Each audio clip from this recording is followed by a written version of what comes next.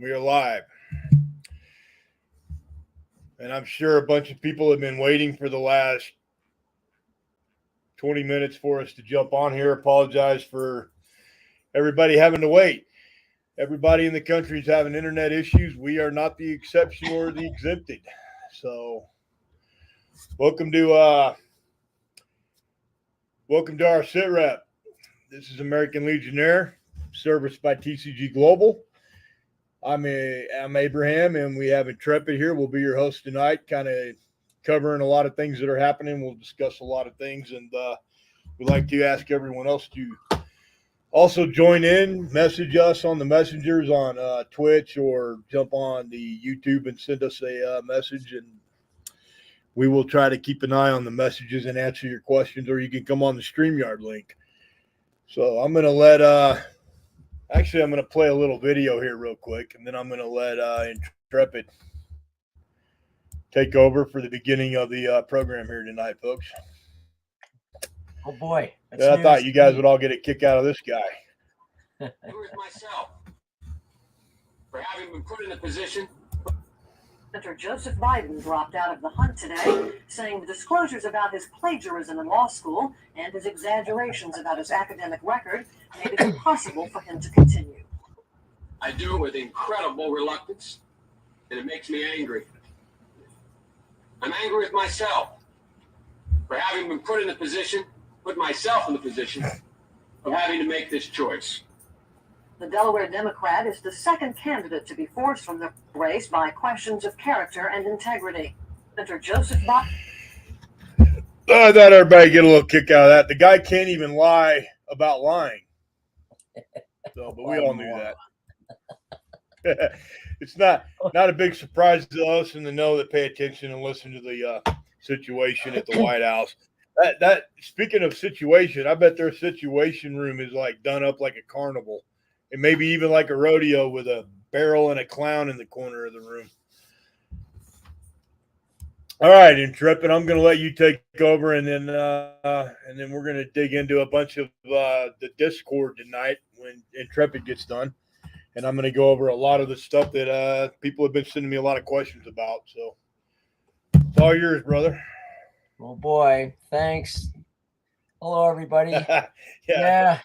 Sucker. I'm not as much into all the details and all the data points as other people are. There's so much of that out there. I'm more into how to respond to all this madness.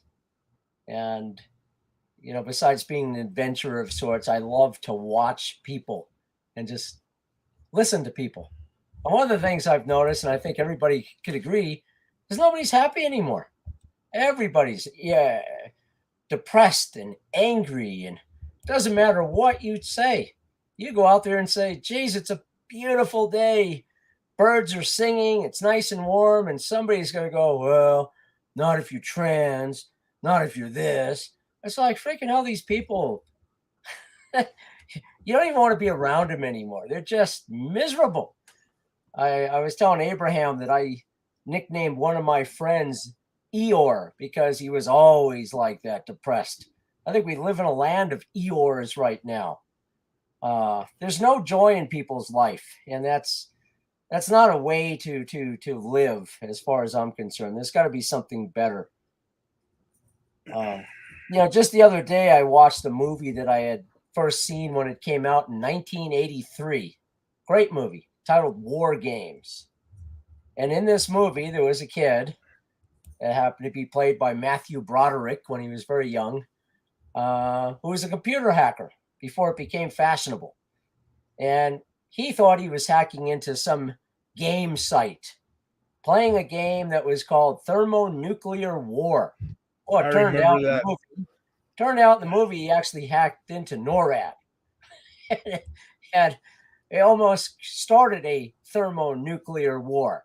And at the very end of the movie, they finally got the computer, the supercomputer that was running this whole thing, to try to win at a game of tic-tac-toe, which if anybody plays tic-tac-toe knows, you can't win the damn thing. And at the end of this, the supercomputer concluded, it's a strange game. The only winning move is not to play. And I think that's where we should be today. We shouldn't play the game of these crazies, the lefts and the rights and on and on. Everybody's nuts nowadays. Nobody's happy. And we get caught up in this game that we really don't want to be in. Now, I'm not suggesting we put our heads in the sand, but, you need to live while all this madness is going on. You need to know, spend time with your family and friends, and go out and do things. Because when you try to react to what's happening in the world today, you're never going to win. You're going to be miserable. All this stuff is planned. It's all manipulation. It's all the classic problem, reaction, solution. All these government agents know what's happening. They create a problem. They know what the reaction is going to be, and then they'll have some solution, which of course always means, geez, give up some of your power.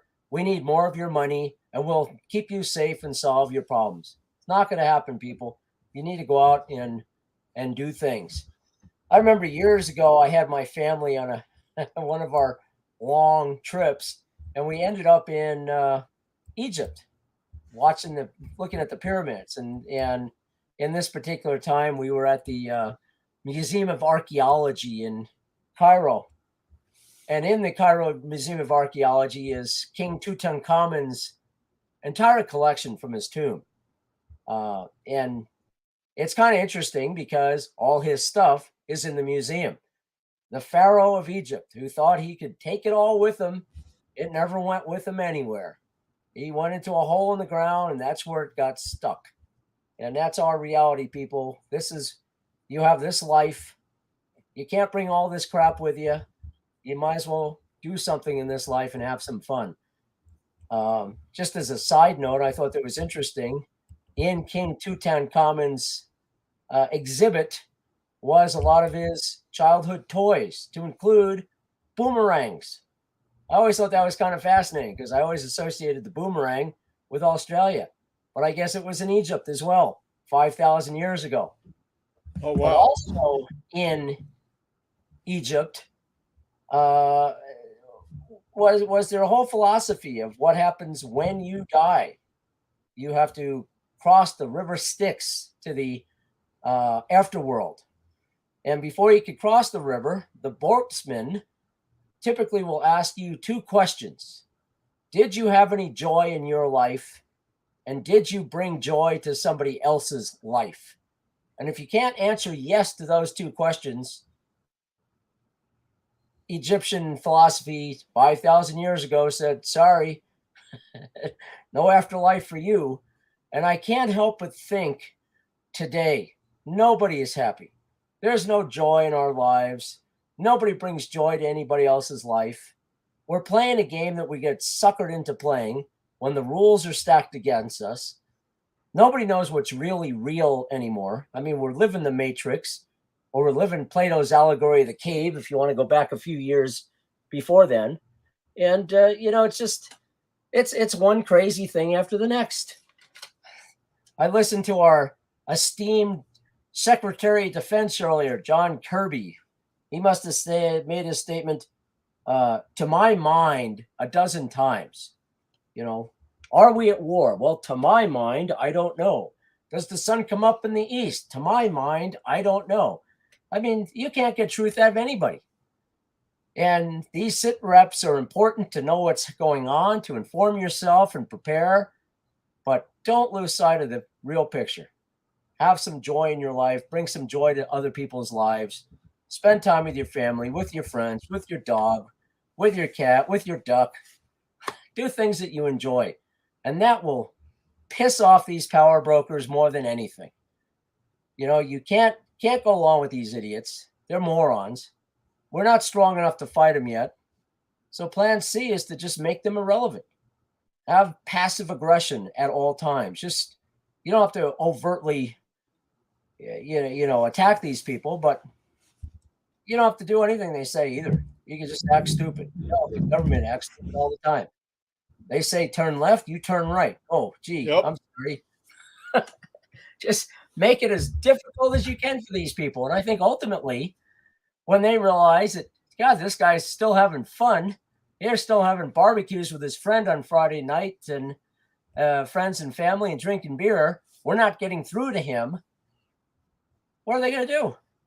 I remember, and Abraham knows this, my first battalion commander, Jack Keene, at the time he was a lieutenant colonel, used to tell me, when you're leading, look behind you every once in a while, make sure people are still following you. If there's nobody back there, what's the point?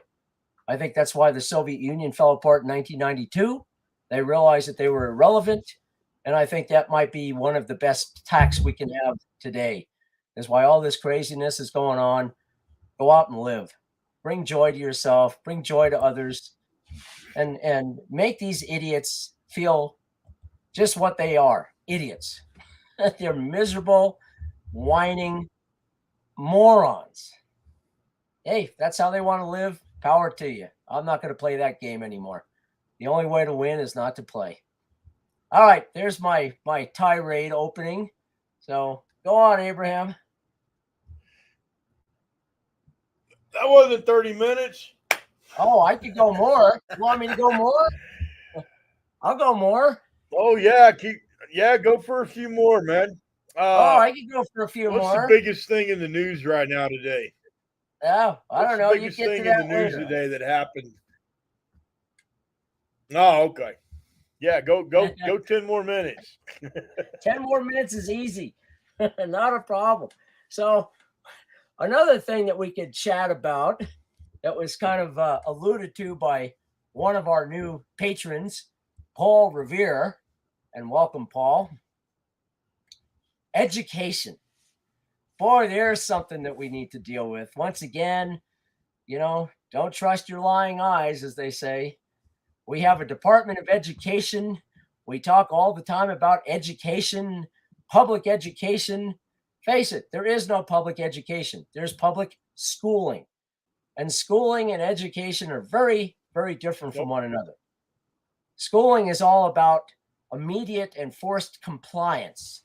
Schooling is all about your self-worth being evaluated by some stranger who decides whether you're an A student or a B student or an F student. Schooling is all about the government watching you 24 hours a day. You have to be there at a certain time. You have to have permission to pee. You have homework when you go home. We're still watching you. Schooling is all about, respect and compliance with authority. It has nothing to do with education. Exactly. Education is all about you coming up with a meaning of your life. You realizing that you're a human person that has an ultimate dignity by virtue of the fact that you're alive. School is a joke, but they intertwine school and education all the time and realize that they are very, very different. I think everybody should be educated. I think modern school is an absolute disaster. And if you look at the history of modern schooling, it basically came out of Prussia, German Prussia. When Napoleon attacked Germany, they didn't know what the hell to do. They figured, shit, we can't even get people to put shoes on their right feet.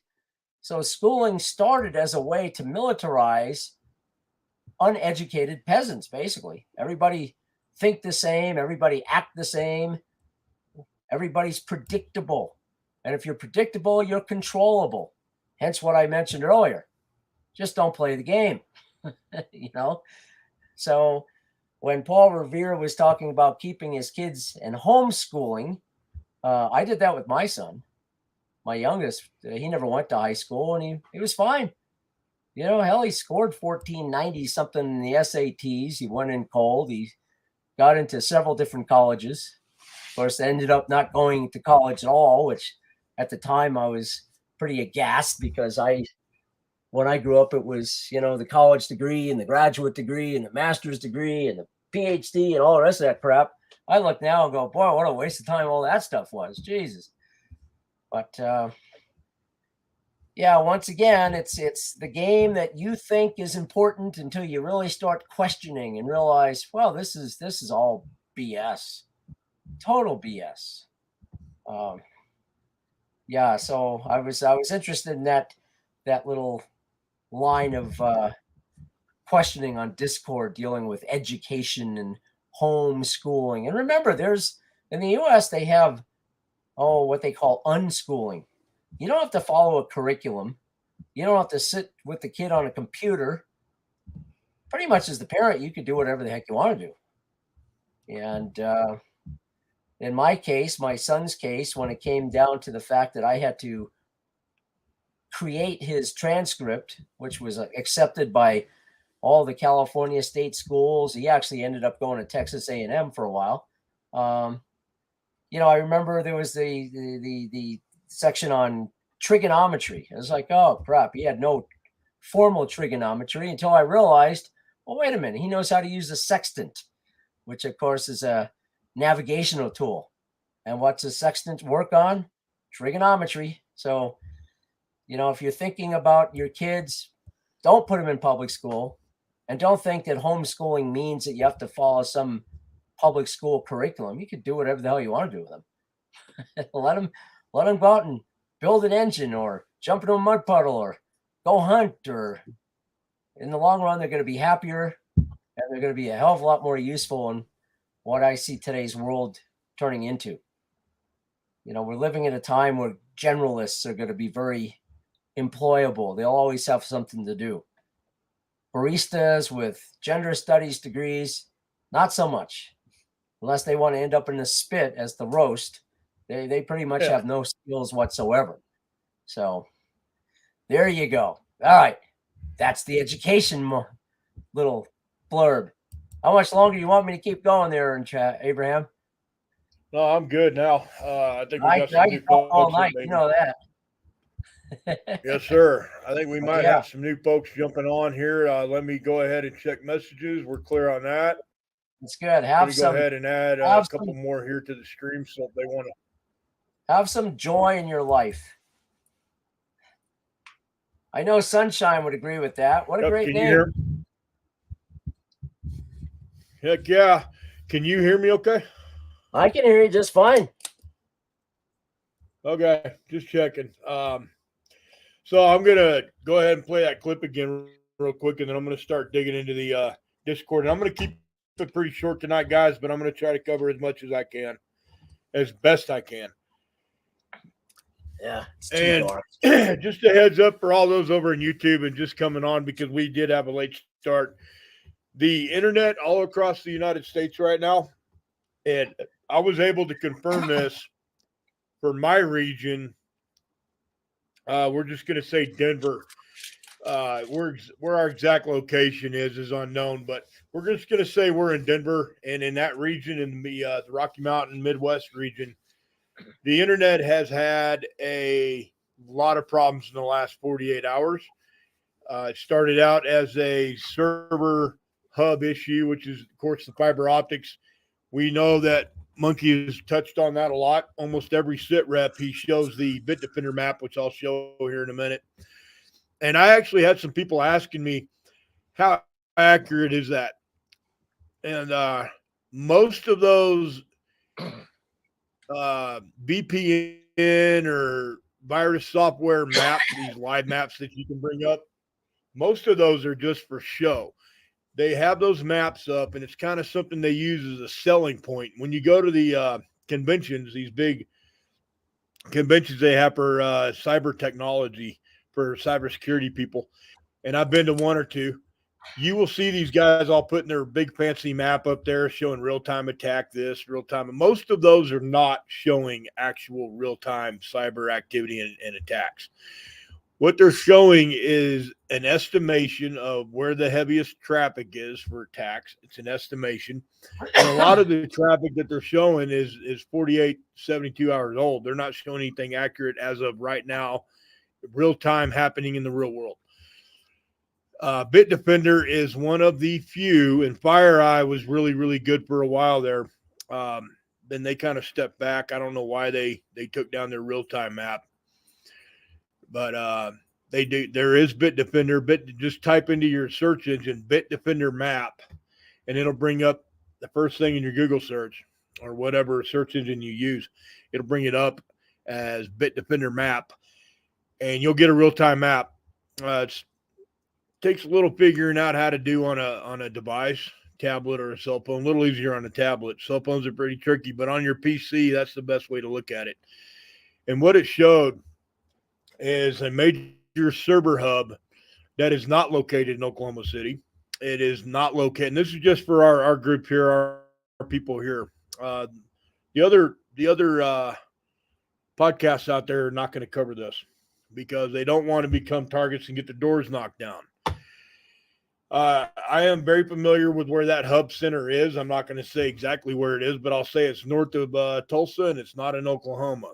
It's underground, several stories deep, and it is one of the biggest hub centers for all the fiber optics internet communication cable in the United States. When you're looking at the Bitdefender map, that is the exact facility that you're seeing on the map that's being attacked. It's not in Oklahoma City. It's not in Dallas. There is a hub center in Dallas. There's a lot of them in a lot of the major cities. But your three primary ones are going to be the Silicon Valley,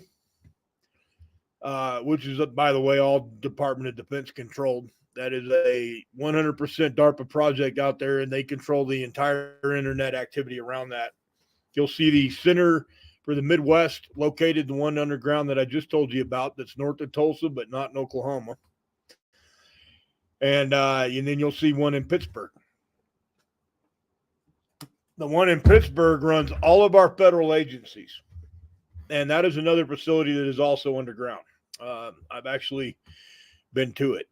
I spent a lot of time out in the East Coast recently, and I've been to it. So I'm not going to point out on a map where it's at because I would like my door to stay attached to the wall that it's hooked to with the frame around it. But I do know where that facility is. I'm familiar with some of these different locations and where these hubs are. And the two that we're seeing attacked right now, we're not seeing any activity in Silicon Valley. There's a reason for that. That would overwhelm the entire map coverage for Bitdefender. So they don't show that intentionally. But what you're seeing is the Pittsburgh facility and the north of Tulsa, not an Oklahoma facility. Those are the two that are being attacked right now. I'm being somewhat elusive in the way I'm describing these places because they are strategic targets for our national security. And I'm not going to be the one to volunteer that information to our enemies. Not that they probably don't already know, but I'm not going to make it any easier for them to attack us. But we are at war. And I've said this before, and a few sit reps back, I was prepared to say that domestically here in the United States, our government has waged war on us. But I would say about a month ago, I was more than happy and well prepared to come out on the sit rep and say, we are at war with China and Russia right now. We are fully engaged. We don't have bullets flying at each other, and we're not shooting each other out of the sky yet with our aircraft, and we haven't launched nukes or missiles, and we're not necessarily engaged in a full conflict, state peer to state peer, near peer enemy. But what we are doing is we are fighting a proxy war, and one side of it is Ukraine, the other side would be Taiwan. We haven't began the Pacific yet, but that's coming. So be fair warned on that the Pacific will go hot. China is very good, and they have been for centuries, not decades, but centuries. These people are patient, and they believe in death by 1,000 cuts. They can either cut the head off a snake or just cut the snake until it finally eventually bleeds to death by 1,000 cuts. These are the most patient warriors on the planet. They've mastered Sun Tzu. Their president over there, Xi Jinping, which everybody's afraid to say his name for fear that YouTube might kick him off the internet. We don't have any fear here, so we'll speak up and say it, and they want to kick us, they can. Xi Jinping is a student of Sun Tzu, and he's a big part of what is known as the Confucius Institute. I know that one of our newest guys here, Paul Revere, which I love the name, by the way, has brought that up as well. It's big in the location that he's in. For those of you that want to know more about specifics on that, you may reach out to him on Discord. And at the end of the program tonight, I'll cover that, how you can get on Discord and join us over there. You do have to kind of pass our muster in order to be on there. Some of the guys will tell you it took months and months for them to even get an invitation to come on Discord. And that's because we're very selective, very picky who we bring in there. We have our intelligence folks here. We are good at what we do. We know what we're doing. And we're not going to bring just some Yahoo off the street into our Discord and let them, create problems. So we have a very small select community over there, and we've vetted everybody that's there. So that said, I'll kind of give you guys an idea on how to get there. If you want to jump into the Discord, that's where you're going to get your hour-to-hour updates on what's going on in the world with Ukraine, Russia, the United States, here domestically, law enforcement, military, ground-based intelligence, air intelligence, like what Monkey covers, but we're a little different in how we go about that. We also have a education side where we teach skills to folks, and Discord is just a great place if you want to, stay up to date, know what's going on as it's happening real time. Patreon community that we have is for select certain data leaks that occur where we all get access to it in the world that we exist in and we work in.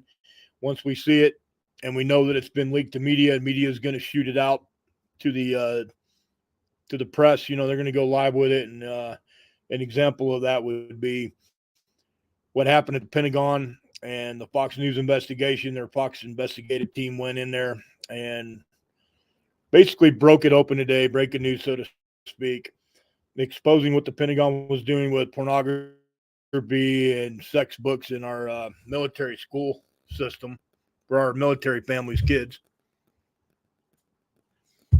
We had that information a while back. Fox News finally came out with it, so we decided to move on it and also put it out through our community. But a lot of times, once we know it's going to go live, once it's going to be on the evening news, we'll push it out to you guys first. Sometimes a day, few days, even a week out ahead of time. So a lot of times you'll see us calling things that are happening, and we're kind of predicting this or that or putting it out. Read between the lines with everything that we do as well, just like you have to with Monkey. You kind of have to be able to read between the lines to understand what we're trying to communicate without us having to communicate it.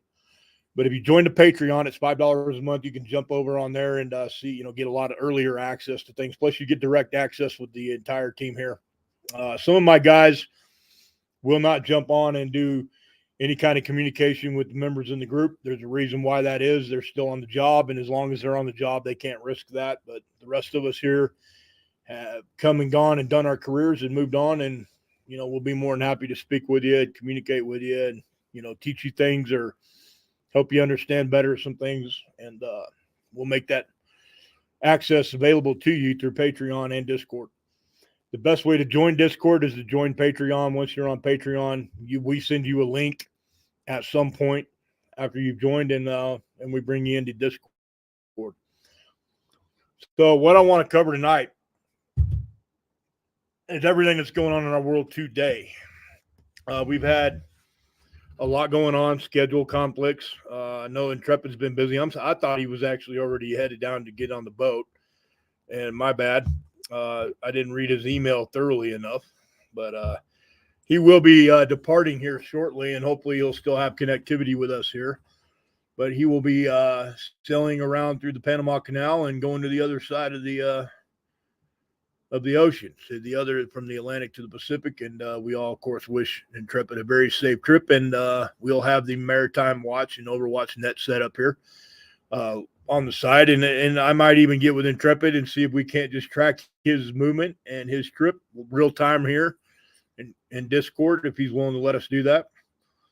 And we can follow him in the ocean and kind of show you guys a little bit about how we provide a maritime security kind of a package for a clientele who are out at sea or have assets out at sea, and how we kind of keep an eye on them.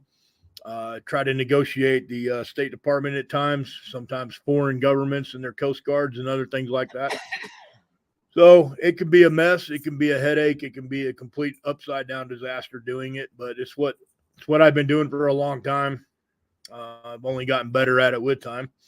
And of course, Intrepid gave me a lot of challenges that helped me get even better at it and better educated on how things work. And, just like anywhere you go in the world, when it boils down to it, you're on your own. You can rely on yourself to take care of you. And just like here at home, We don't much have law enforcement taking care of the people anymore. We are our own law enforcement at this point. We're our own police, and we have to police ourselves and police our communities. And within the law, of course, we do have to have a legal system, and we have to have law and order, and we have to abide by that law and order. That's what creates a place where we can function as a society. If we don't have law and order, then we're nothing but anarchy, and well, that'd be our end. So that said, yeah, we definitely have to take care of ourselves, and we found that out in the middle of the ocean a few times. There's nobody coming to help you, and if they are, they're going to do as little as possible. They don't care about international law. They don't care about maritime law. What they care about, just like our country and our leaders and most people, they care about what they can get out of it. Apologize for my military map not showing up here on the Discord right now, since we are already on that. I'm going to start at the top of our Discord channel tonight and just kind of do a real quick brief review. Rishi Sunak. Those familiar with any kind of politics over in England and Europe, we do pay close attention to things that are happening in Europe, because things that are happening in Europe affect us here as well. Rishi Sunak just became the Prime Minister of England. It sounded like they didn't have a whole lot to choose from. Truss almost crashed the entire British economy, and so they got rid of her, and she resigned as Prime Minister a little over 30 days of being sworn in by the Queen herself before she died. The Queen swore Truss in as Prime Minister. She is gone.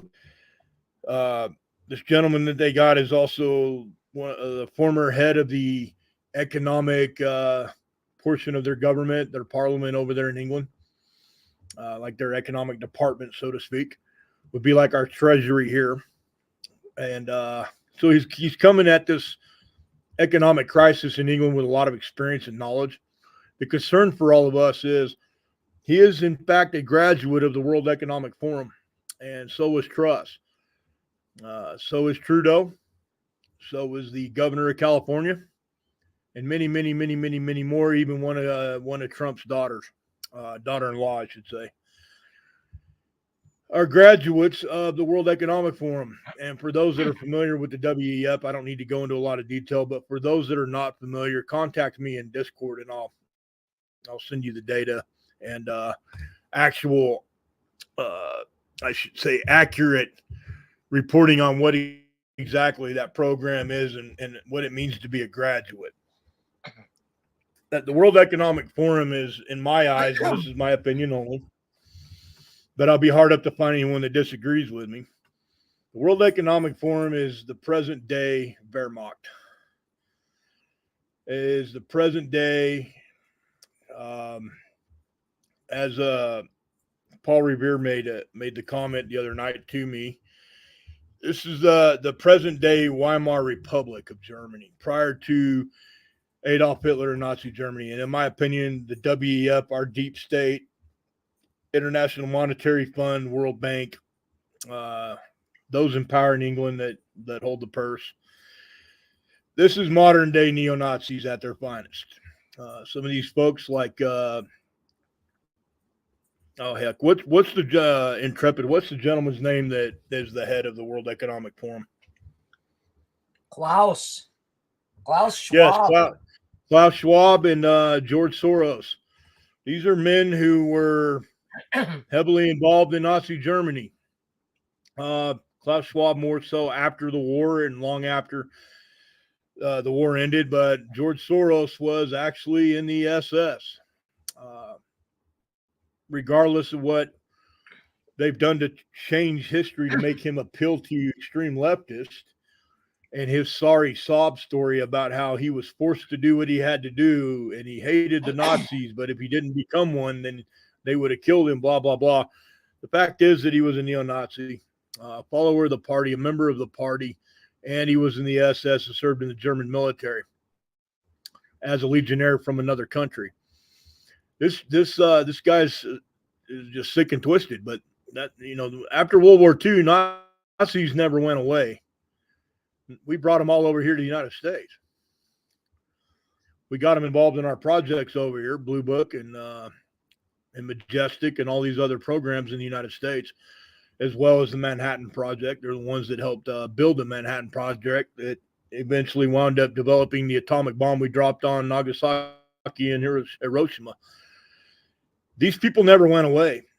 And part of my career a while back, I was slightly involved in a little bit of that kind of work, investigating, hunting down, and kind of keeping tabs and working intelligence on neo-Nazis and some of their senior, more older leadership people in all over the world, not just here in the United States, but all over the world.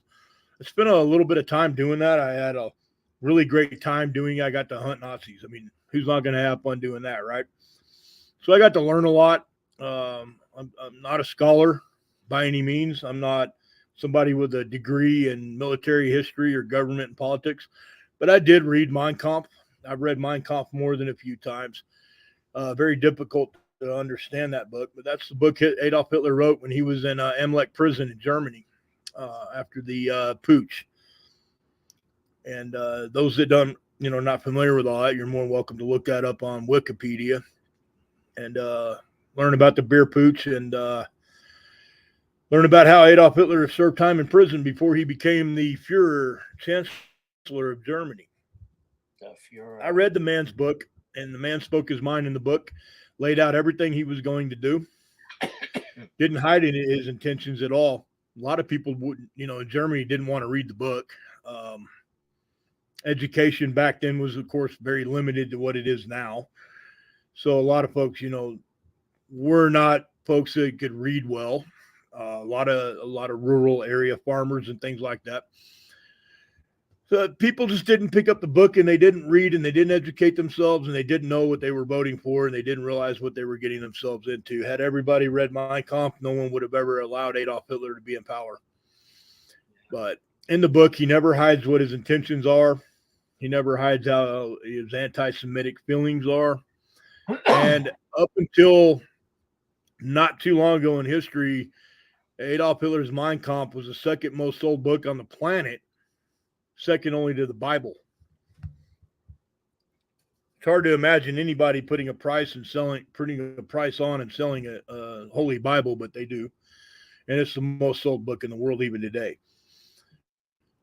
Most published, most sold, and probably the most hated.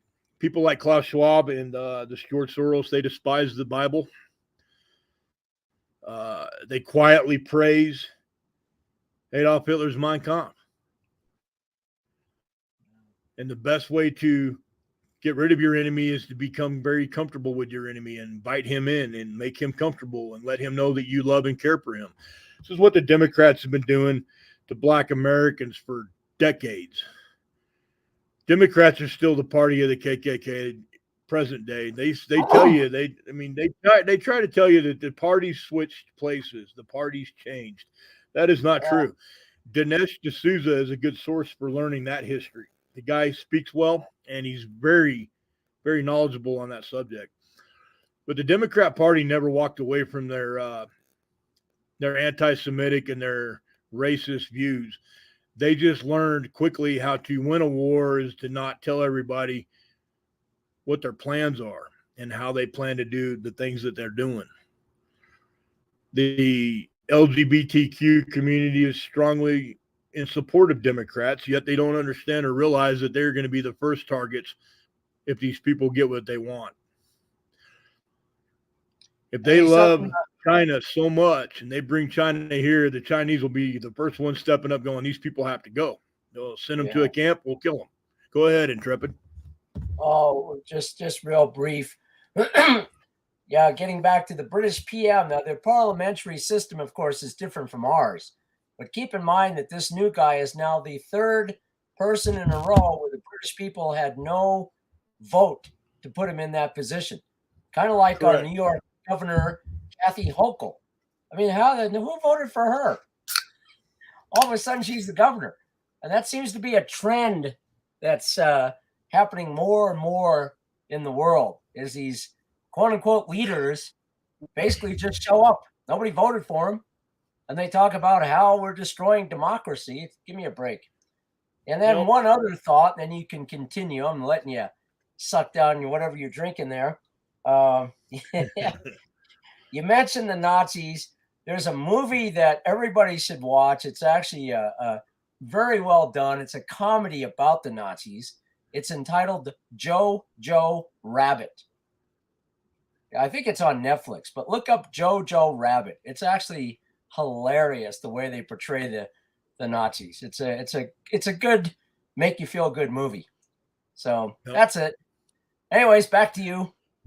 Well, the prime minister is an appointed prime minister by the king and by parliament. He was picked and chosen by them without a vote of the people. That is correct. And this is for those who have never trusted Charles, Prince Charles, and have always wondered if he's one of the good guys or one of the bad guys and how he would act as king. If he was truly a good king for England, if he was really, truly going to follow in his mother's footsteps and try to help keep their parliament, their form of government, and their structure stable in England and allow, he would have allowed a vote by the people. They would have brought it to an election. But he did not. He chose to go the other route. The route that he chose is the exact choice that the WEF, as well as the deep state in the United States, the direction they want it to go. That's what, forgive me, guys. I need to get some rum or something in me. The deep state. The best way that I can describe to you what the deep state is government employees and or select people that were picked or appointed to a position to oversee a project or a certain government agency that's off the books, government activity, various things the CIA and the NSA and these other agencies do that are not documented. There's no paper trail. These are black book budgets, what we call black money, black bag operations, things that are basically plausible deniability for the administration in the United States government. They are, and there is a difference between the U.S. government and the federal government. There's a military side to that, and there's a civilian side to that. Where the deep state is they control both. They're on both sides of it. Obviously, for some weird reason, these people think that Hillary hung the moon, and they've allowed her to be a very large part of being in charge of it. And she is, well, we all know about how many people have been killed. We call it Arkancide. It looks like a suicide, but looks more like it happened in Arkansas, even though it was in D.C. or somewhere. There's a few people here in our community that are very familiar with recent suspicious deaths of certain people that were in a position to do certain things that would bring a lot of hurt and a lot of pain on the deep state. And they were just, bottom line is, guys, these folks were gotten rid of. They were removed from the equation. And we're seeing a lot more of that all the time. I get a barrage of emails every month of people asking me to look into something because somebody died suspiciously. Because, well, they knew some things, or they were working on something, or they were helping another group of people, or a law firm, or helping a couple of prosecutors, or working with a judge. He was a personal friend of the family. I get stories all the time, guys, all the time from folks that their friends or people that they know just suddenly died, committed suicide for no reason. That's happening. It's been happening in this country since Roosevelt. I don't know about before then, because I don't have a lot of access to that history prior to that, where deep state would be kind of what I'd be looking for in that, if I go that far back. But since Roosevelt, World War II, and all the way up to present day, the hit teams, I spoke of it one night on our podcast here. And I tried to do a recording, and my recording disappeared. I did a whole hour and a half. Believe it or not, Intrepid, I kept it under an hour and a half. Did a recording, and it just disappeared. I lost it. A couple other times I was working on doing some posting on other sites and other platforms for friends of mine, kind of explaining what the black bag operations are, and they were made to disappear as soon as I posted it. They saw it there for a couple seconds, and then boom, Google made it go away. So Google doesn't want me talking about it. Google doesn't want me talking about it because Google's a black bag project, always has been. It's been a DARPA program since its beginning, its inception. That's not new to those of us in the intelligence world that understand what DARPA is and what these government programs are. We know who Mark Zuckerberg is. I'm surprised Mark Zuckerberg's breathing right now.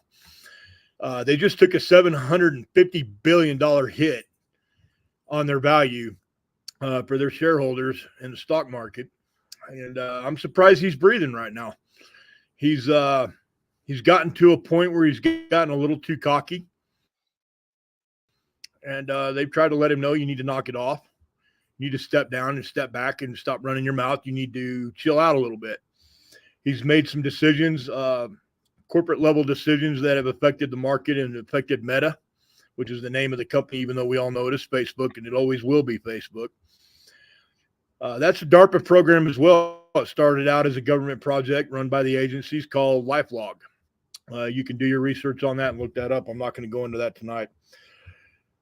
So yes, King Charles III has appointed, not an election by the people, Rishi Sunak.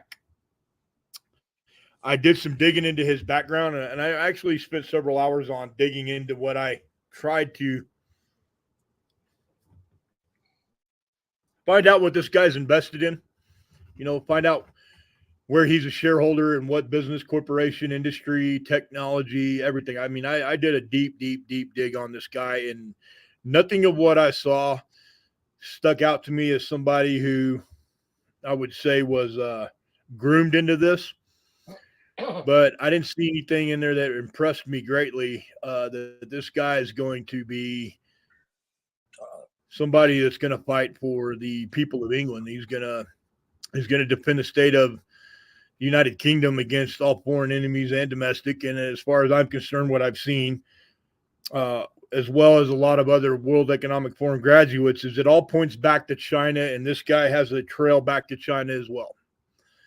They all do. If you dig deep enough, you'll find this information. And this guy's Chinese connections are just as bad as Hunter Biden's. So I'm going to move on. Hunter Biden. Are we going to see charges on Hunter Biden? In my personal opinion, if we do, it will not happen before the election. People are hopeful and thinking any day now, and I see it a lot on the internet and social media, that Hunter Biden's going to get charged. It's not going to happen before the election, folks. The FBI is supposed to be completely independent of the White House. Is the President of the United States in a position to fire the director of the FBI? Yes, he is. But he can't fire the entire agency, and the entire agency is supposed to work completely independent of the White House. The FBI does what they do on their own. They are under the authority of the Attorney General and the President of the United States. But when it comes to an investigation, no one can step in and tell the FBI, well, no, you can't do this or you can't do that. But that obviously is not the case anymore. And honestly, it hasn't been the case since J. Edgar Hoover died. There's a few different people that you can look up from that period of time during Watergate. And, these are key FBI people and a few CIA folks out there. G. Gordon Liddy's not one that I would suggest anybody really go dig into. But there's some truth to what he says. But again, the guy was a spook, so you take what he says worth a grain of salt. One of the best liars, trained liars on the planet. But regardless of what part he played, Mark Felt was the assistant director of the FBI when J. Edgar Hoover died. And I believe there's a documentary out there. I'd have to look it up to see where it's at. I think maybe Netflix. It could be Amazon Prime Video. I'm not sure where it's at, but there is a documentary out there. Liam Neeson, I believe, plays in it. But that's somebody that you would want to read up on, watch some of his interviews. Maybe go and follow up with the history there with Mark Felt. And you'll see that our FBI has been compromised since at least that point in time. Obviously, COINPROTEL and a few other operations that the FBI was involved in, dating back to J. Edgar Hoover in the 50 years the man was in the Bureau as the director of the FBI. 50 years, folks. Things were not good then. But the FBI was never supposed to be in a position to skirt the Constitution or the law.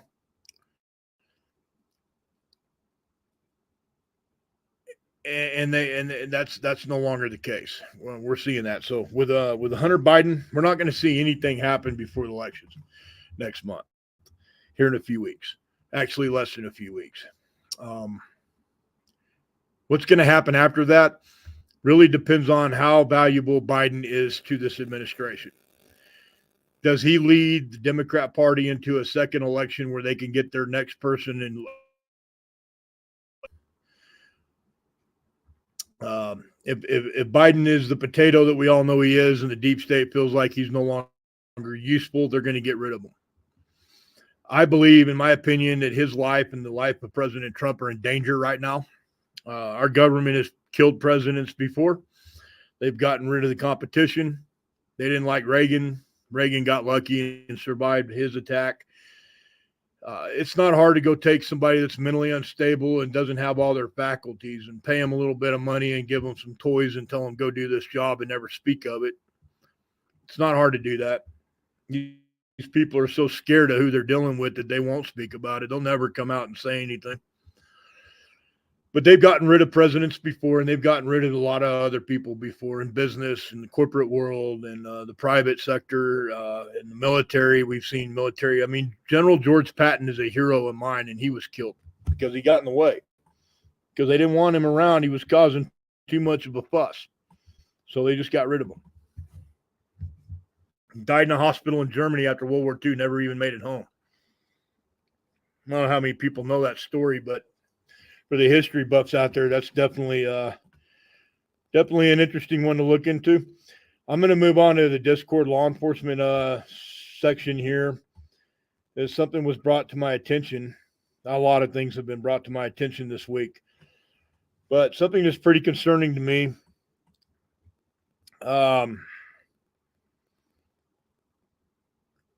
Nationwide law enforcement as a whole is seeing approximately 18 to 20%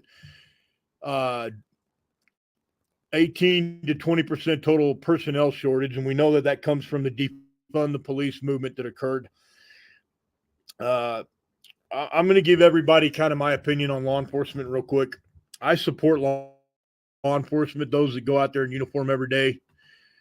They obey the law. They're not above the law, and they understand they're not above the law. They know who they serve. They serve the people that they encounter every day, regardless who's caught up on their taxes or pays their taxes on time. None of that matters.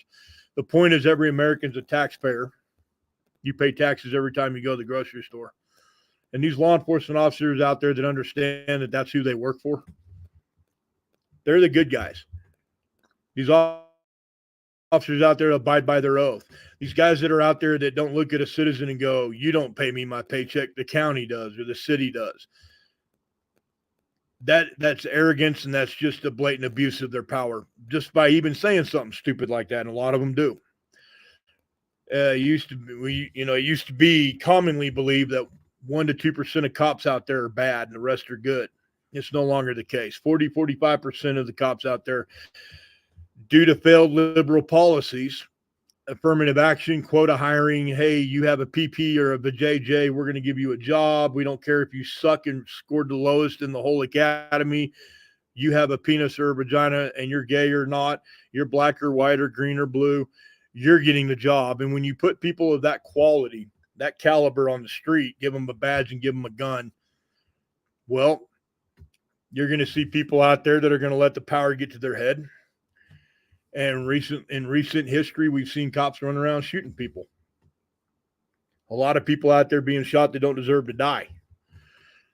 I'm not going to go into any specific case, but we've all seen it on YouTube. It's all over YouTube. All these different real world police videos and these other people like our friend Rick Gore down in Texas, who's a retired 30-year Air Force and California police officer, and probably one of the better ones out there that strongly believed in not abusing his power.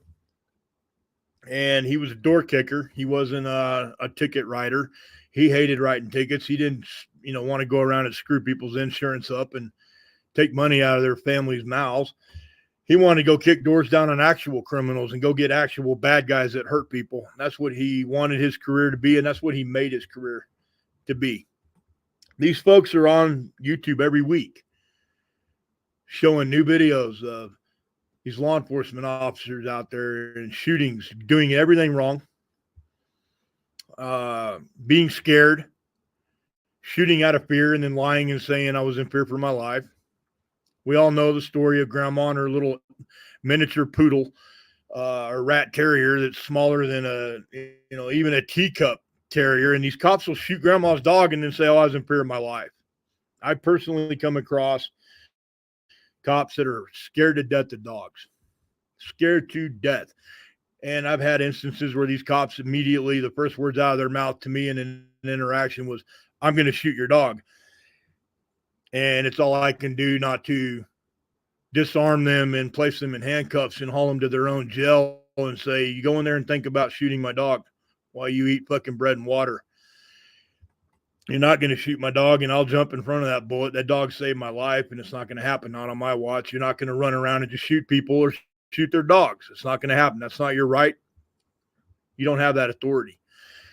But we put unqualified people on the street to play police officer, and now we have to pay for that bad decision by our officials with their everybody gets a trophy for participating. First place doesn't get a trophy because, well, that would make everyone else feel bad. It's all about feelings. So I kind of wanted to clarify that here at TCG Global, as well as American Legionnaire, we support law enforcement when they're out there doing their job, doing it righteously, doing it with honor, returning home at the end of every shift with honor, being integral, and being brave and showing up to work in the first place. It's not a job a lot of people can do. They have bad days too. Everybody's human, even cops. Cops go out there and they're expected to be superheroes every day. There's only one problem with that. They're humans, just like the rest of us, and they make mistakes. And we can understand those mistakes and we can forgive them. So we support law enforcement here. Absolutely, we stand behind the blue, but we don't kiss the blue's ass. We're not part of the thin blue line crowd that regardless of whatever a cop does, that's a cop and you can't be wrong. That's bullshit, and we all know it. So I wanted to clarify that for some folks that reached out to me after I made a little bit of a comment in Discord and got some calls like, hey, what are you doing, man? What the hell? And I had to kind of break it down and explain to them that I've been pretty close to that world myself and my career. I've worked with a lot of good and bad ones, and I've seen a lot of good and bad ones personally. So we stand by those that do the job that they're paid to do and that stand by their oath. And their oath is to protect and serve and defend the Constitution of the United States against all foreign and domestic enemies. Their job is to handle mostly the domestic. Their job is not to go out and abuse their power and to pick on people and to treat everybody like a pesky citizen and look down on the rest of society while they walk around with their shiny little badge and their pretty little gun and their nice iron uniform. That's not their job, and that's not why they're there. So I wanted to touch on that real quick, and I'm going to go to our next channel here in our Discord. And this is called Ground-Based Intelligence. We have an air intelligence channel and a ground-based intelligence. This is going to cover the Pentagon and the breaking news today by Fox's investigative team that was able to access, how they accessed, I don't have the details on, but they were able to access the military school department of the Pentagon for obviously employees' children who are children of parents who work at the Pentagon. They have their own school district, their own school system. It's not just in Virginia or the Washington, D.C. area. They're actually all over the place. Pentagon employees don't all work at the Pentagon. And they have schools around the country. And in these schools, they were able to find some books. And actually, I think I can bring Discord on here real quick, and I'm just going to bring this on the screen for everybody. I want you to see what me and the guys are looking at here. Hey, just give me a second here. I got a little bit of a lag, guys. Like I said, our internet is just trash right now, and there's nothing any of us can do about it. It's unfortunate, but we'll work through it. Give me a few seconds and let this populate real quick, and then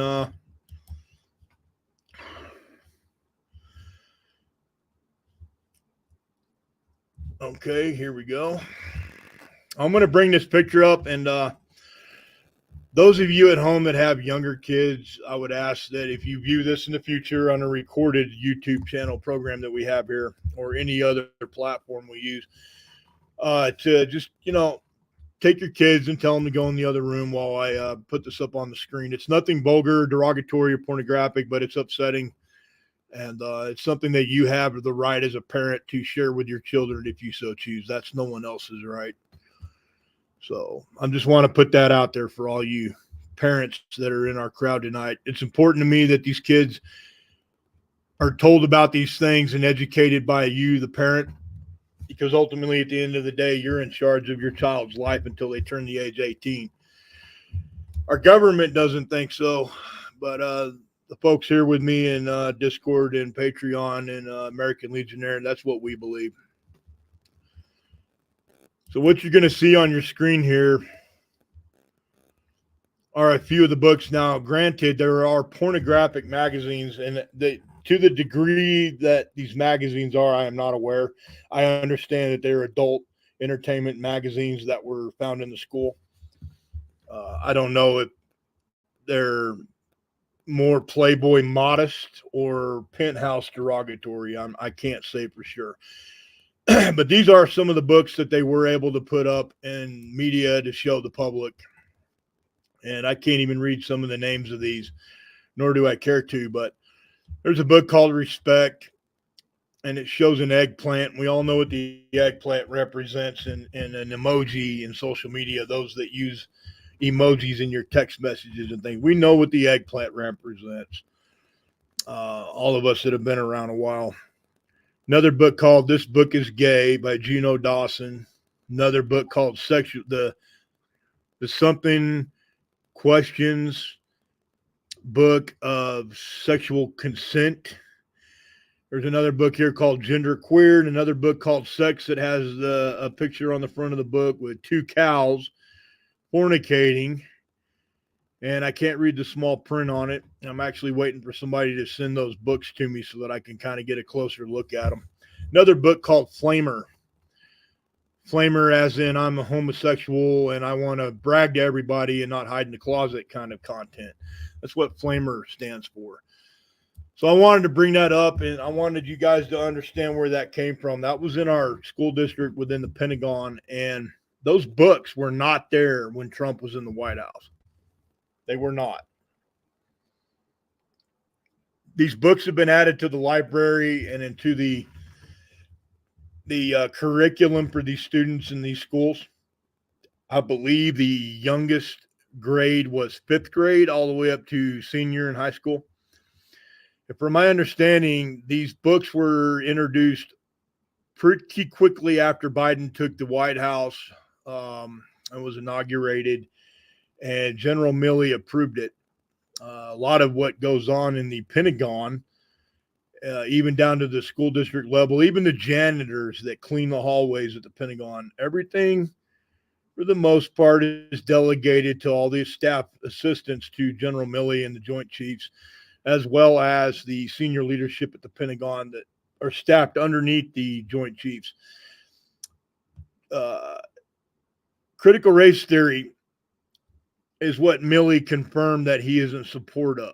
Critical race theory. I didn't see anything in this report that I saw almost 3 weeks ago that the Pentagon was pushing the CRT books in their library, in their schools with their children. But I do understand that these books are there. They are present. I didn't see anything reported on that, but I do understand from who I spoke with in my contacts that they do have the CRT programs in full swing at the Pentagon in the schools.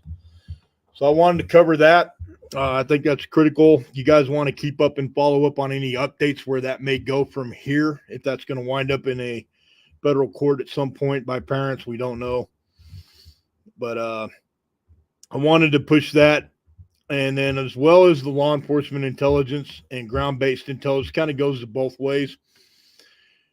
We've spoke before on the Chinese police services stations and the one in New York City. I did post up on the Discord photographs of the actual building that this Chinese police station is located in New York City. There's two locations. One is in Brooklyn, and we have not identified the exact location on that one yet. The other one is in Manhattan on the Lower East Side, and we were able to confirm locally where that location was. And through our sources in Google Maps and a few other things online, we were able to verify that the location is true and correct what was reported to us as far as where these locations were. The FBI immediately tried to get ahead of it.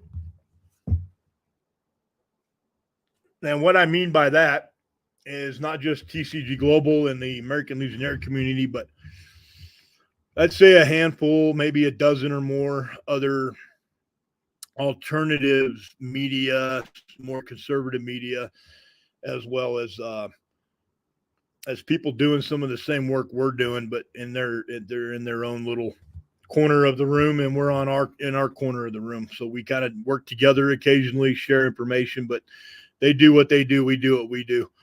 Some of them think we take too many risks, and where we're concerned, some of them take a little more risk than we're willing to be comfortable with. So we all kind of communicate, but we keep our distance.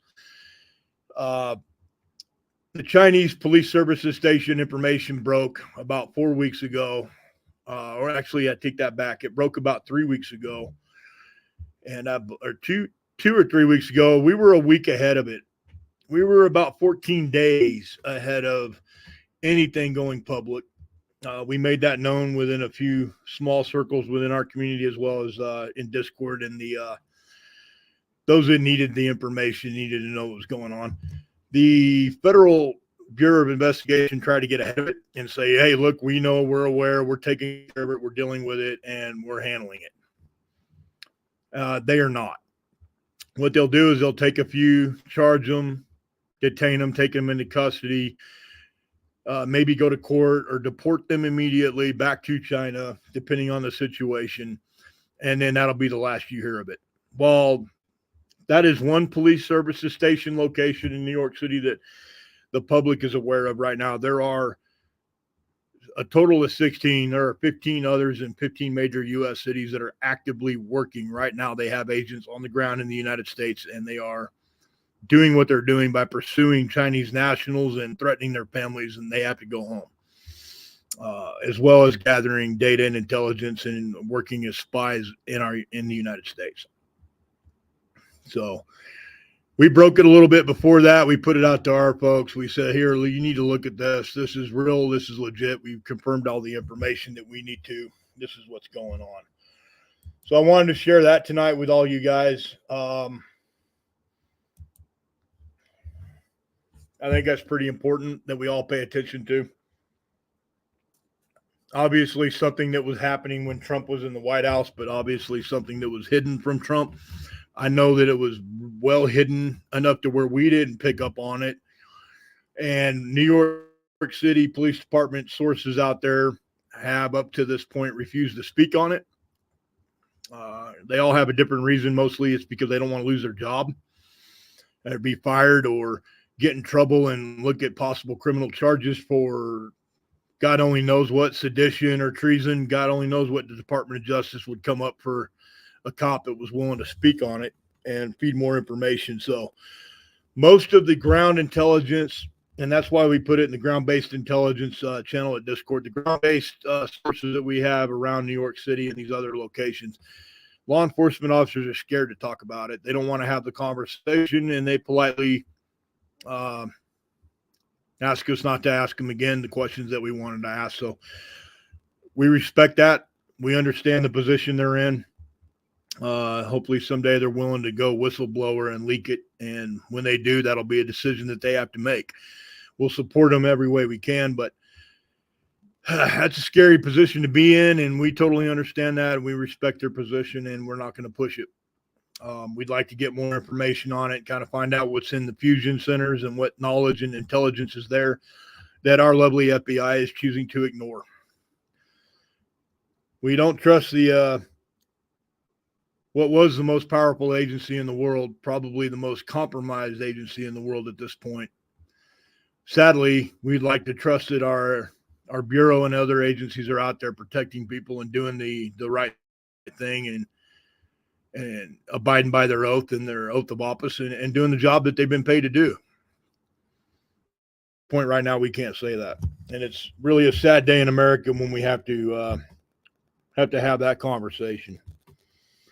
Intrepid, you posted something up earlier on the weather intelligence. I think some bad weather's coming in that we need to be aware of, or yeah, you could watch that. There's a Weatherman Plus is, by the way, a very Christian man. He does a prayer at the end of his programs, and I like his program. He's sometimes he's hard to listen to, personality conflict there, but he's a good source. He's super thorough. But yeah, the next few days there's going to be an interesting split. There's going to be some bad weather over Texas area, and then north it's going to be cold, and then bad weather in the northeast. It's potential major storms in the Caribbean. I'm kind of watching all that because that's where I'm heading. But yep, winter in North America. Oh boy.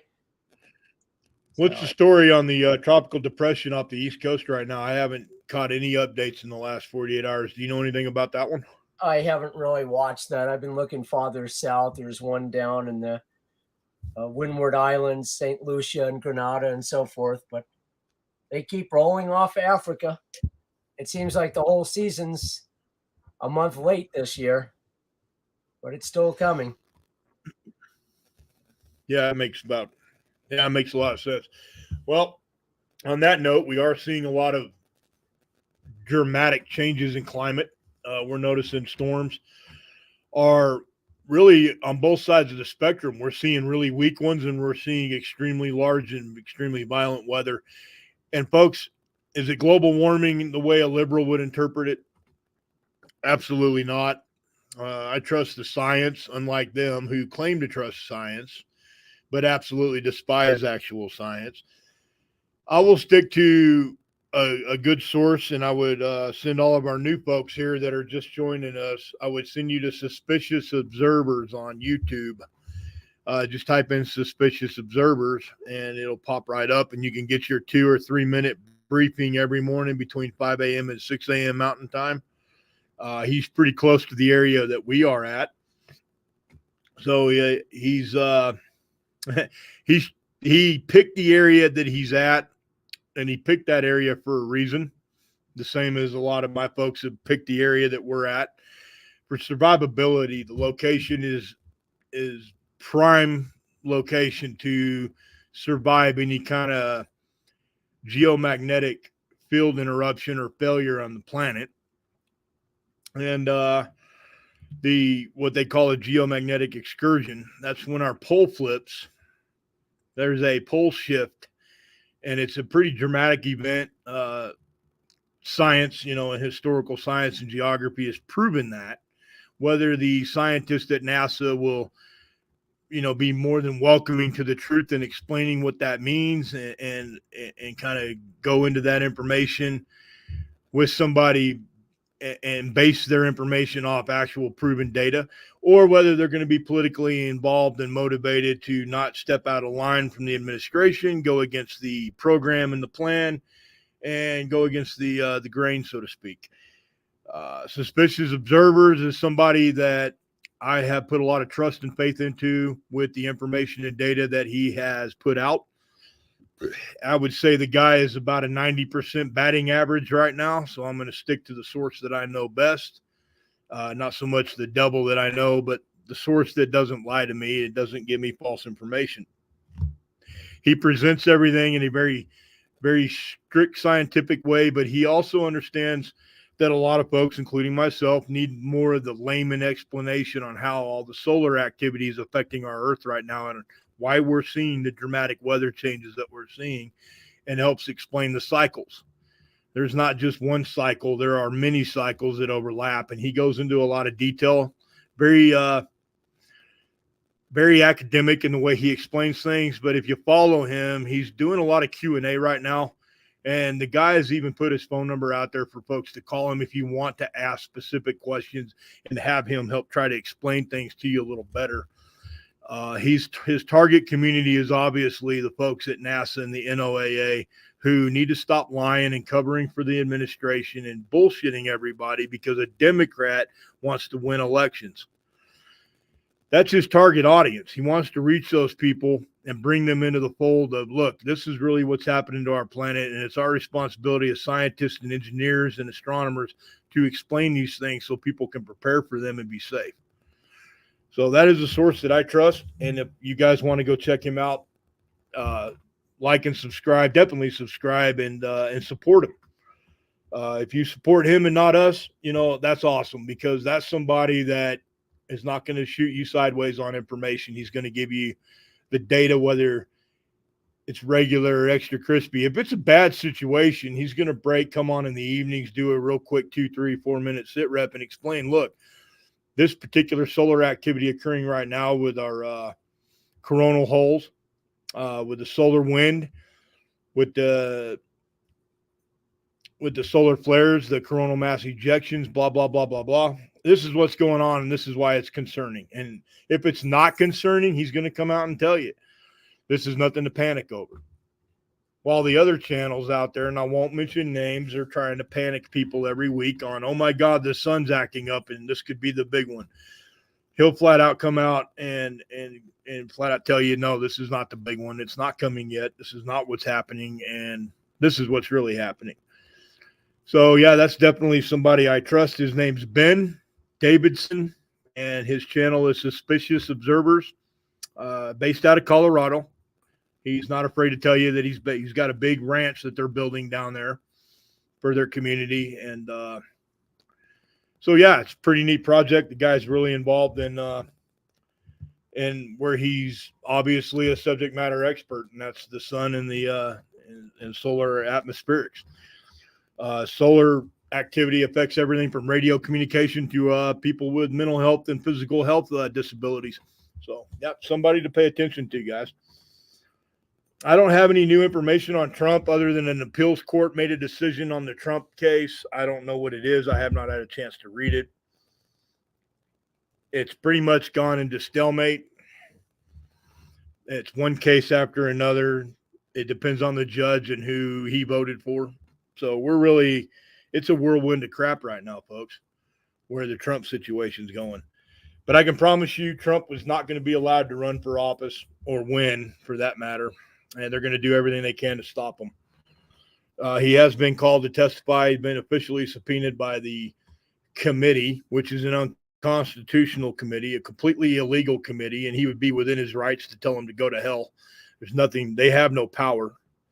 They don't have the power of the subpoena because the committee is not even a legal, legitimate committee within Congress. So I'm not sure where that's going to go. I don't have any updates on the border other than we're seeing a lot more trafficking of humans, where smugglers, coyotes, mules, whatever you want to call them, are bringing people and drugs over the border. And it's now becoming an even worse problem with the fentanyl. They're bringing in enough fentanyl in a day at this point just one day out of the week, and there's 7 days in a week, they're bringing enough fentanyl in per day to kill every American 3 times over. I've heard other people in the world out there in the intelligence world say 300.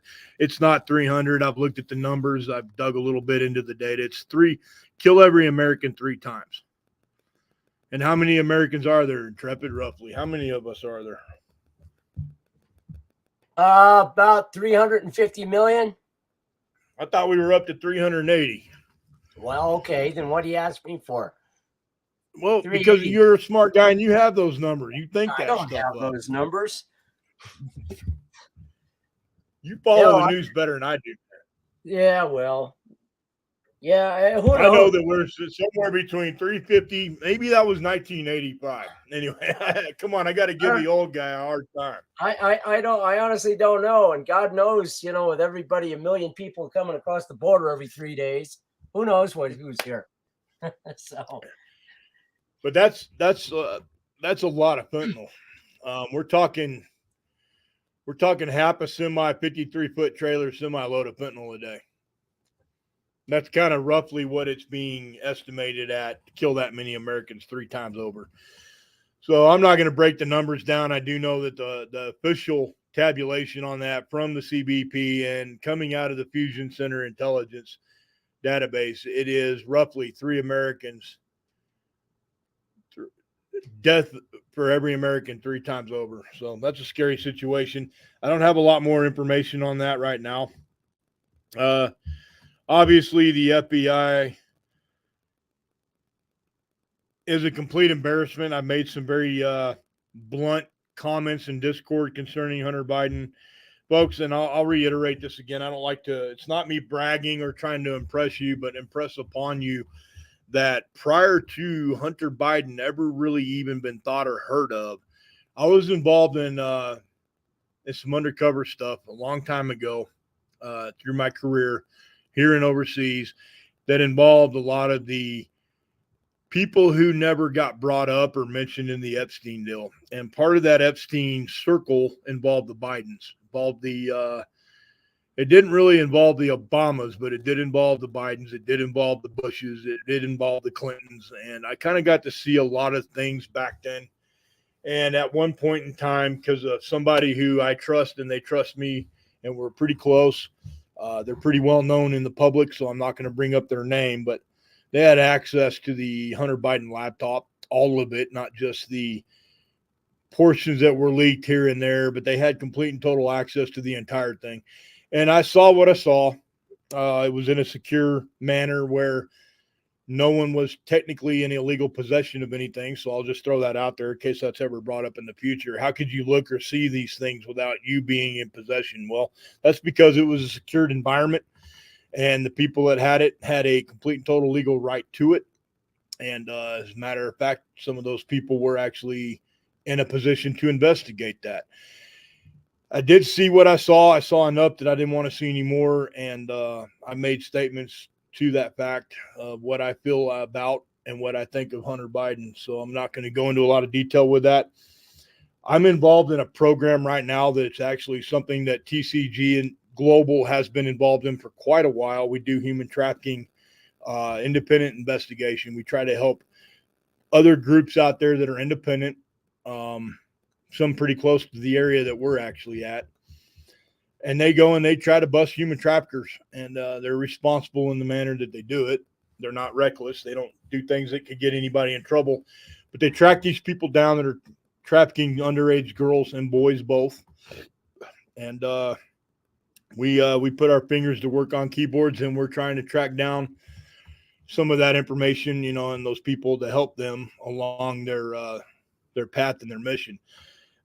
That said, I've started another program, it's in the infant stages right now, but what we are doing at this moment is hunting down those who may not have committed a crime yet. Okay. Now, granted, keep in mind, the government's not allowed to do this. The government's not allowed to go look for a crime. They're not allowed to look for people and create a crime. They're allowed to look for a crime and create suspects. Okay, find the crime and then find the suspects, not find the suspects and then create a crime. Right now, that's what our government is doing.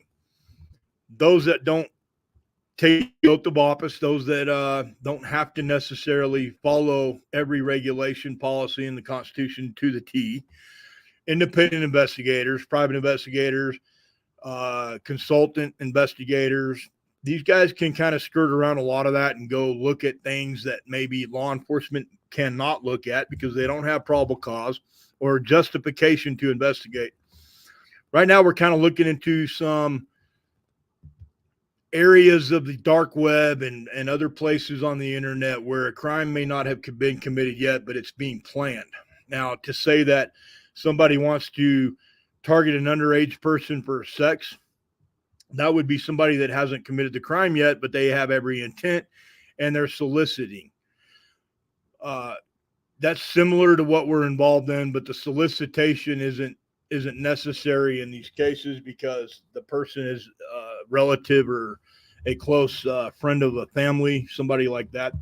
And what really got us into this is I had Skynet or Skyglass up here a little bit ago, and we've been following a lot of the air traffic, following these aircraft around the country that are masked, that don't want to be known, that are owned or flown by Hollywood elites, Washington, D.C. elites, other people in corporate elite positions.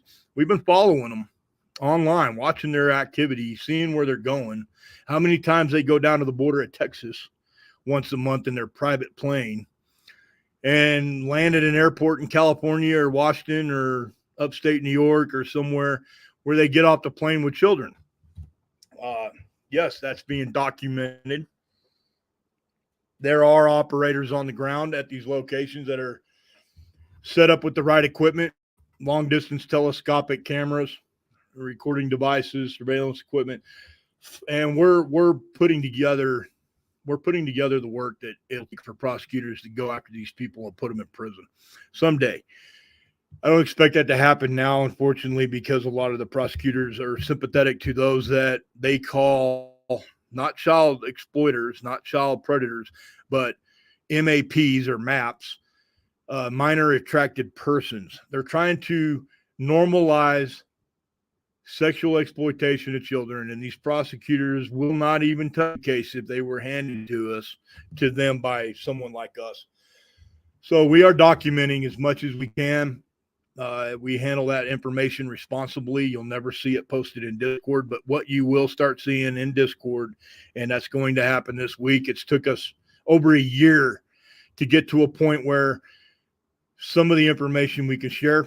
Those in this channel with family members sensitive to this, I would ask that you not share the information. Some of this stuff's pretty upsetting.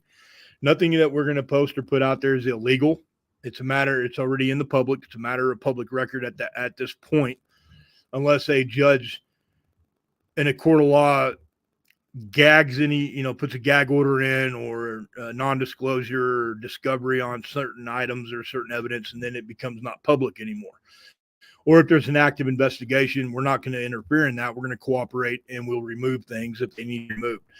But for any victim, if you have a family member or a friend or somebody that's been a victim of trafficking or of any kind of sexual assault, don't show them this stuff because it's going to trigger them. It's going to upset them. It's going to cause stress and a lot of problems. So we're going to put it out there, not for your viewing pleasure by all means. What we're going to do is we're going to put the information out there to educate folks that are in our community that want to step up and maybe help get involved and take this to the next level. We have to do something to protect these kids. No one else is going to do it. Government's not going to do it. Not as long as there's a potato in the White House is anyone in an agency going to step up and do the right thing right now. Because if they do, they're going to lose their job, their career. And some might argue, well, we don't really care if they lose their job and their freaking career if they're not willing to go after people that prey on kids. Well, that's true. But we don't know their entire story or what their situation is. They might already be doing something.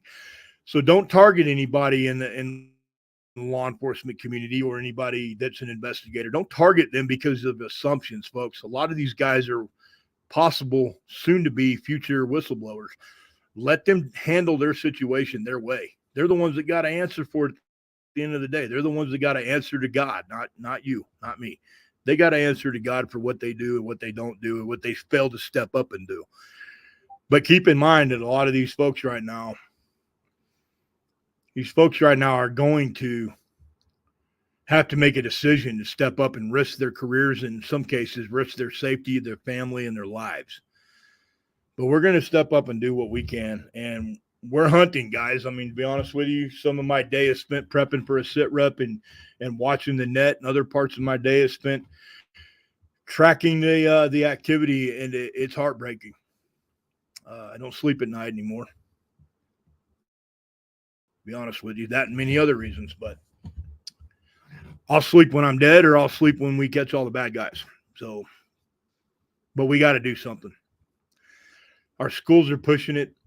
Our political leadership is pushing it. There's not enough fighting back, pushing it back against it. So it's going to be up to us, the American people, to do the things we need to do to take care of this. And I'm not going to tell you to go out and beat up your local child molester. I see the bumper stickers on people's cars every day. Support the ass kicking or support the bullet that goes into your local child predator. Hey, folks, honestly, if I was on a jury, I'd be, do what you need to do. Convict them, sentence them. And if that's what the crime that they committed, if that's equal justice and that's equal fair for play, then by God, do what you need to do. But I'm not going to suggest anybody take the law into their own hands at any point ever whatsoever. I'm not going to do that. But what you can do is you can pay attention when you're at the grocery store and you see a little girl that's acting weird or a little boy that's acting funny. They look scared, or you see something that doesn't seem right and the hairs on your neck go up, or your gut says something's wrong. Go approach them, talk to them, speak to them, get communication going, try to read them. Try to kind of read what their response is. Watch the person they're with. If you're in a truck stop and you see an old guy with two young girls and they look underage and they won't talk to anybody, they won't say, oh, hi, or excuse me, or, have you ever tried this soda or this bag of chips? And they're in a position where, like, they're in a frame of mind where they're just too scared to talk or make eye contact. There are telltale signs out there for victims, and they're screaming for help. But a lot of people look past it, and most people don't want to get involved in it. And I'm not going to tell you to go out and be Captain Sabaho, but if you see something, get a license plate. I don't know if the local cop in the sheriff's department or police department where you're at is going to do a damn thing with that that license plate number. I don't know because they know the law to the point where they know when they can act and they can't act. So they may or may not run that plate. Is there a crime committed? Then I have no probable cause or justification in the eyes of the law to do anything. I can't run their plate.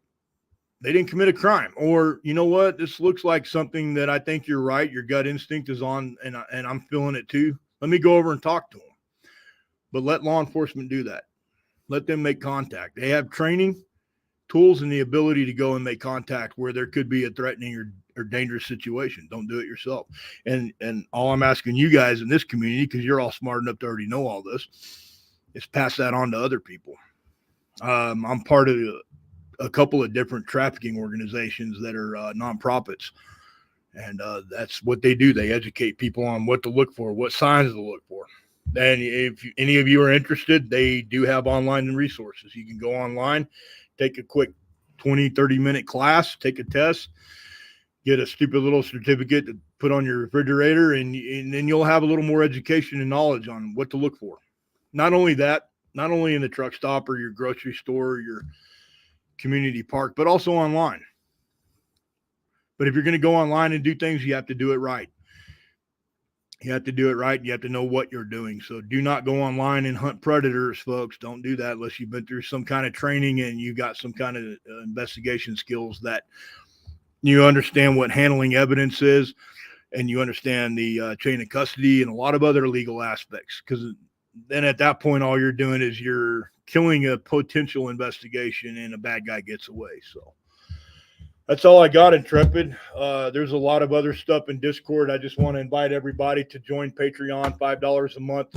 That gets you the lowest cost tier, $5 a month. Get on there, sign up. And then we'll do what we need to on our end to get you into Discord, send you a link, and you guys can jump on and help us with the mission. And I can't explain the mission in 3 sentences or a paragraph, but what I can tell you is our mission is to help those out there that are trying to save this country. And that's why we're here. Nope, that's all I got, bud. Yeah, well, good program.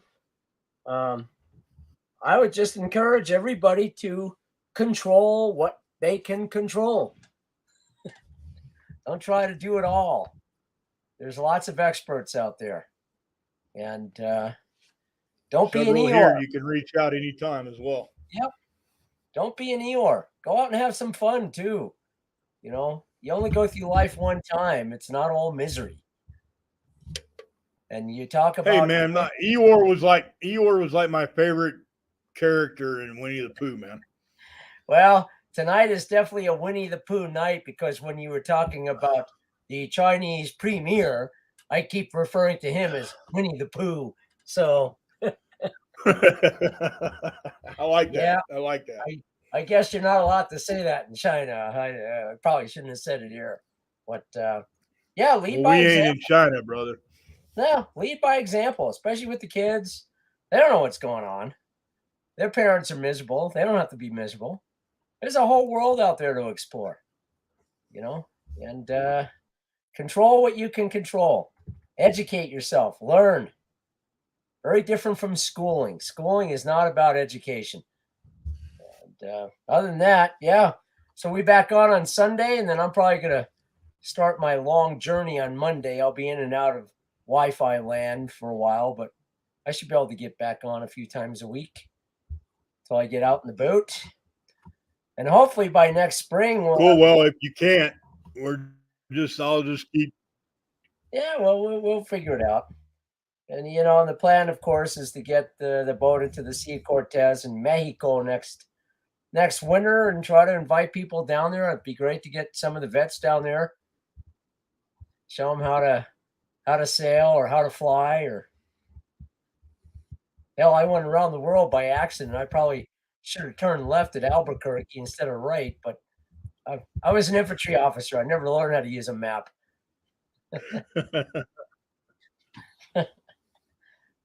But no, that's it. Just enjoy your life. Land navigation course kicked your ass, didn't it? Yeah, and go enjoy what you know. It's a crazy world. The battle is evil versus good. Evil is going to keep you in the dark, in the cave. Good is going to open your eyes to all the great things that you could still do in this world. And we'll have the power to change it. God's on our side. Right now it seems kind of dark. But smile, enjoy life, enjoy people. Tell people they're worth something. They have a value. You know, the whole world it's us versus them versus the other guy. Geez, we're all the same. Even when I was in Russia years ago, it was kind of amusing. I remember I was right after the Soviet Union fell, you know, and I'm sitting there. I was in a family's house. It was all kind of contrived. And finally the Russian gentleman looks at me and pretty much asks, "Why do you want to take over the world?" And I looked and said, "Me? No, you're the guy that wants to take over the world." Until we both realized neither one of us wanted to take over the world. So people are people. The politicians are all effed up. But on a personal level, you probably have a lot more in common with most people than you think. Anyway, that's all I have. Hopefully we'll get together on Sunday, and we'll just, you know, keep your eyes open. Resist at all costs. Persevere, and spend time with family and friends. We're your best resource. We're there. We're all here to help each other.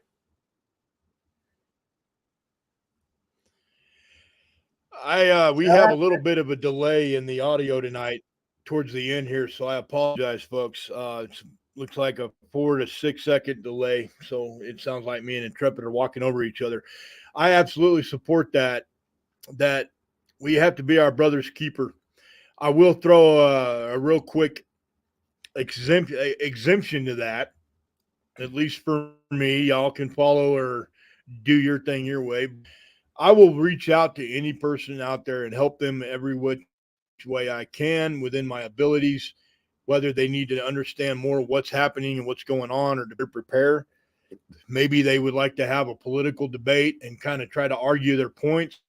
And I'm willing to sit down and have an adult conversation without screaming and yelling and losing my shit and going snowflake on everybody and completely melting down. I will have a conversation with anyone out there. But what I will not do is sit down with a liberal progressive. And I do mean those titles the way I said them: liberal, progressive, extremist, leftist, anti-American, Marxist, communist, socialist, Democrat Party member. Because at this point, a Democrat Party member who supports a party that supports the exploitation of children, I have nothing to say to you. I'll leave it. I'd agree. I will agree to that too. And the Democrat Party has made it. The Democrat Party has made it very blatantly clear what side they're on where that issue is concerned. Now, they scream a lot about abortion, scream a lot about, the global warming, and they scream a lot about electoral voting rights and rights being taken away and how we're destroying our democracy. But what they don't scream a lot about, but they've made it very clear, is they're okay with critical race theory and child exploitation and gender confusion and all the other bullshit in our children's preschools, kindergarten, first, second, all the way every grade in school. They support that. That's what they want. They made it clear.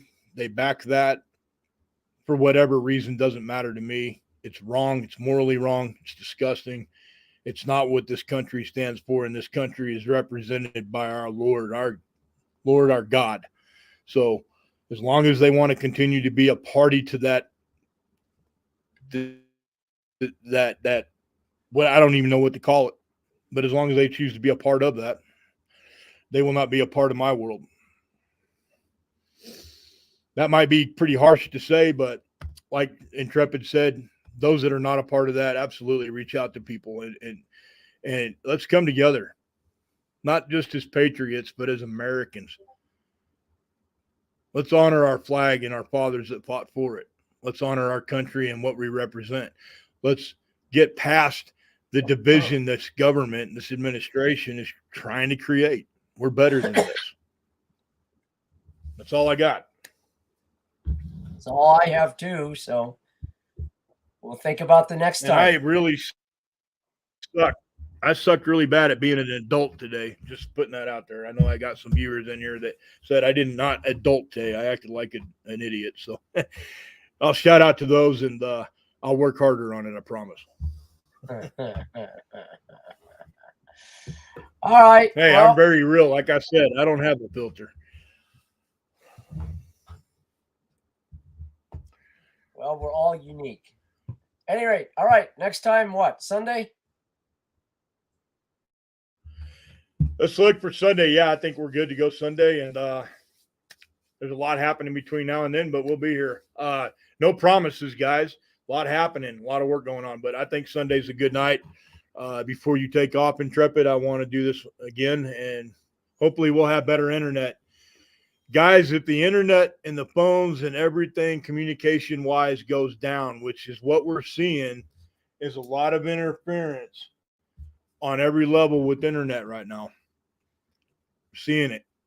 You guys can see it in our podcast tonight. Monkey's been mentioning it for 3 weeks, almost 4 weeks. And the other platforms and podcasts out there are having issues as well. Everyone but Joe Rogan.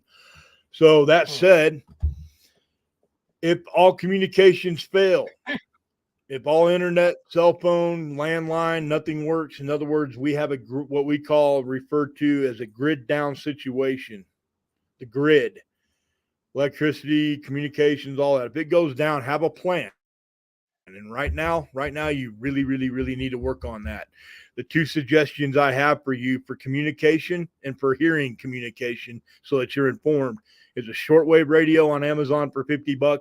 And for $60, you can get two-way, 2-ham radios. And if the grid does go down, No one's going to write you a ticket for being on a FCC regulated enforced channel or frequency. So don't worry about that. 2 ham radios to communicate with your family members, and a shortwave radio so that you can hear whatever news is being broadcast out there by whoever's still online. Those are my suggestions for that. We'll call that class. That's all I got, Intrepid. That's all I have as well. Okay. Everybody have a good night. Intrepid out. Mike Tyler, thanks for the Sitrep today. You're welcome very much, sir. We also have, I hate adulting as well. Me too, brother. We got to do what we got to do, though. We also have K9 Adventures Dog Rescue in here with us tonight. Hey, guys, shout out back to him and all the rest of you that will follow us later on the recorded show on YouTube. Thank you for joining and taking your time to sit with us tonight and kind of hear what's going on. And we'd like to hear some back and forth. So by all means, contact us through the StreamYard link. We'll put you on screen and you can debate us.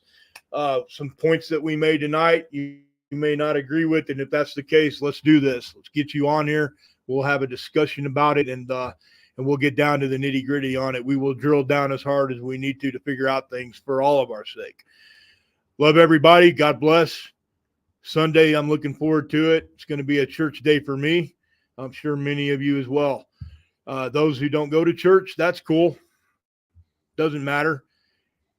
That's not why we're here, because you have to go to church. I don't like to go to church. I'm not a big organized religion guy, but I still have my higher power, and I believe in God, and everyone has to answer for somebody somehow, some way, someday. But we're glad to have your opinion here as well. And let's all come together as Americans. At the end of the day, that's who and what we are. So we're going to sign off, call it Intrepid, and we are good to go. All right. Good night, everybody.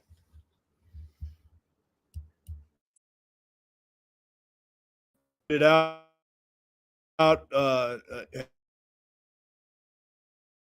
Hang on, it's still going.